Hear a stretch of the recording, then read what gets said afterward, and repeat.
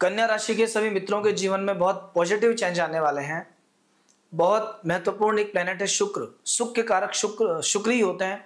जो भी व्यक्ति जीवन में सुखी है, भले ही वो पैसे से, शरीर से, घर परिवार से, वो कहीं ना कहीं शुक्रदेव के कारण है। और अभी अभी शुक्रदेव ने राशि परिवर्तन किया है। आपके 10th हाउस से 11th हाउस में शुक्र का गोचर होगा 20 तारीख के दिन। बहुत महत्वपूर्ण गोचर है। इसका सीधा इफेक्ट संतान पर, स्वास्थ्य पर, पैसे पर, आपके इनकम पर पड़ने वाला है। तो क्या आपको मिलेगा, क्या होने वाला है, इस बारे में चर्चा करेंगे। पहले अगर आपने चैनल को अभी तक सब्सक्राइब नहीं किया है तो सब्सक्राइब कर लीजिए। इस पूरे राशिफल में आपका व्यापारिक जीवन, शेयर मार्केट, आपका स्वास्थ्य, कौन से दिन अच्छे हैं, कौन से दिन बुरे हैं, इन सब के बारे में चर्चा होगी। अगर आप एक विद्यार्थी हैं तो पढ़ाई का काम कैसा चलेगा, कोई परेशानी आएगी तो किस दिन आएगी, कौन सा दिन ऐसा है जिस दिन बिल्कुल काम नहीं करना, कोई विशेष काम की शुरुआत नहीं करनी, और अगर कुछ बुरा होने वाला है तो उस बुरे परेशानियों से कैसे निपटा जाए, क्या उपाय किए जाए, वो सब आपको इसमें मिलेगा। बने रहिए लास्ट तक। अंत में आपको हम कुछ बहुत ही विशेष रेमेडीज बताएंगे। तो आइए शुरू करते हैं। देखिए, कन्या राशि को शनि के कंटक के अलावा और कोई समस्या भी नहीं है। 7वें घर में शनिदेव विराजमान है, इसे कहते हैं शनि का कंटक। सप्तम कंटक का प्रभाव भाग्य पे पड़ता है, स्वास्थ्य पे पड़ता है, माता पिता पर पड़ता है। कहीं ना कहीं आपके जो काम है, बनते बनते काम अटक अटक के थोड़े से बन रहे हैं, रुकावटें बहुत ज्यादा आ रही हैं। आपको उम्मीद होगी ये काम 5 दिन में हो जाएगा, पता चलेगा उस काम को होने में 10 दिन लग गए, फिर भी वो काम नहीं हो रहा। ये शनिदेव की तृतीय दृष्टि का प्रभाव है। थोड़ा सा जो भी कन्या राशि के व्यक्ति हैं, आप देख लीजिए, उनका कहीं ना कहीं स्वास्थ्य पे इफेक्ट आ रहा है। अभी सेहत थोड़ी सी बढ़ गई होगी, वेट बढ़ गया होगा, शरीर की संरचना थोड़ी सी बिगड़ सकती है। ऐसा इसलिए हो सकता है कि शनि की डायरेक्ट दृष्टि है लग्न पर। सप्तम भाव पे शनि जब देखते हैं तो व्यक्ति थोड़ा सा अपने स्वास्थ्य के प्रति लापरवाह हो जाता है। इसका एकमात्र कारण आपकी खुद की लापरवाही है। आप प्लान करेंगे, मुझे डाइट चार्ट ऐसा फॉलो करना है, मुझे एक्सरसाइज करनी है, मुझे ये सब करना है, लेकिन वो सब चीजें आप फॉलो नहीं कर पाएंगे चाहने के बाद भी। तो कहीं ना कहीं ये शनि का दृष्टि प्रभाव आपके ऊपर आ रहा है। इस प्रभाव से बचने की आवश्यकता है। शनि की दशम दृष्टि माता के घर पे है, जमीन मकान प्रॉपर्टी पे है। हालांकि दशम भाव पे शनि की दृष्टि उतनी खराब नहीं होती है, लेकिन फिर भी आपको थोड़ा सा ध्यान देना पड़ेगा। अदरवाइज गलत जगह कोई पैसे का इन्वेस्टमेंट हो सकता है। मदर के साथ में रिश्ते बिगड़ सकते हैं। माता के स्वास्थ्य पर नेगेटिव इफेक्ट आपका आ सकता है। ये सब चीजें आपके साथ होंगी। मदर के साथ में रिश्तों का भी ध्यान रखना। छोटी सी बात को लेकर वाद विवाद हो सकता है, डिस्टेंस हो सकता है उनके साथ।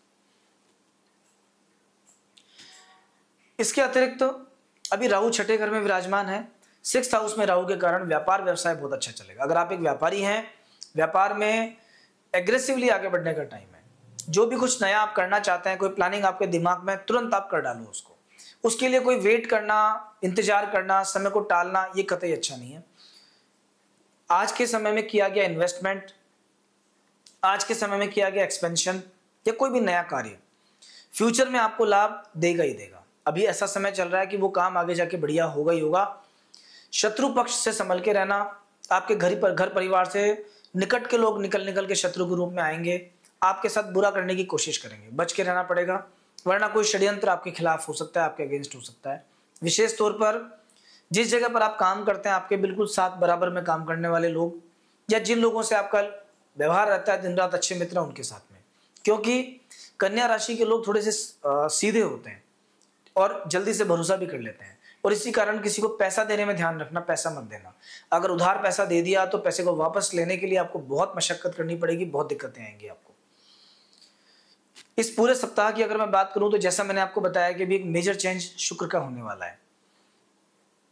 10वें घर से निकल के 20 तारीख के दिन 11वें घर में शुक्र आ जाएंगे। 11वें घर में शुक्र को बहुत अच्छा माना गया, क्योंकि शुक्र की सीधी दृष्टि होती है पंचम भाव पर। पंचम भाव लाइफ में लग्जरी का भाव है। शुक्र ग्रह लग्जरी के प्लेनेट है। जितना भी कोई व्यक्ति आपको शान और शौकत के साथ मिलेगा, बहुत अच्छा खाना पीना, घूमने वाला मिलेगा, ब्रांडेड कपड़ों का शौक है, वो सब शुक्र की देन है। 11वें घर में शुक्र का अर्थ है कि कहीं ना कहीं पत्नी के भाग्य का काम करना, आपके जीवन में लग्जरी का बढ़ना, महंगी चीजें, महंगे कपड़े, महंगे शौक, ये सब आपके साथ हो सकते हैं। सोर्स ऑफ इनकम बढ़ता है, पैसे की इनकम आपको बढ़ेगी और स्पिरिचुअली आपका ग्रोथ आपकी प्रॉपर होगी। और अगर कहीं आप जेम्स एंड ज्वेलरी के काम में जुड़े हैं, कपड़े का काम करते हैं, ब्रांडिंग एंड प्रमोशन का काम करते हैं, फॉरेन से रिलेटेड अगर व्यापार है आपका, तो निश्चित मानना आपका समय बहुत अच्छा शुरू हो चुका है। अगला 25 से 26 दिन का टाइम आपका बहुत शानदार है। जितना काम कर सकते हो उतना काम करो, इस समय आपको फायदा देगा। मित्रों, अभी आपको 11वें घर में सूर्यदेव विराजमान है, कॉन्फिडेंस लेवल आपका हाई है, जीवन में असफलता मिलेगी तो भी आपका आत्मविश्वास बढ़ा रहेगा, इसे बनाए रखिए।